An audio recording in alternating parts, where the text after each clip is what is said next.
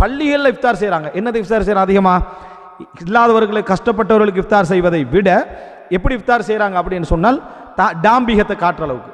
எந்த அளவுக்கு அவன் அதை பர்கர் கொடுத்தானா நம்ம கேஎஃப்சி கொடுப்போம் இஃப்தாருக்கு, சரியா? அது ஃபோட்டோவில் அடிச்சு இப்படி ஒரு போட்டி உணர்வில் நிறைய என்ன செய்கிறாங்க. இப்போ உணவு விஷயம்தான் அப்படியே நிறைய பரவி இருப்பதை பார்க்கிறோம்.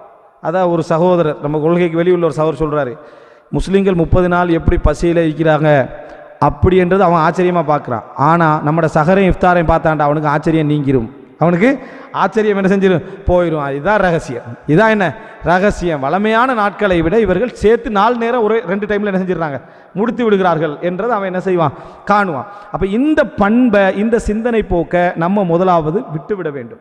அப்போது நம்ம சுன்னத்தான நோம்போடைய பழக்கங்கள் உருவாக்கினால் அப்போ நம்ம அதை அன்றாடம் இப்படி செய்யலாமல் போயிடும். நோம்பலாக சின்ன சின்ன உணவுகளுக்கு நம்ம என்ன செய்வோம், பழகுவோம்.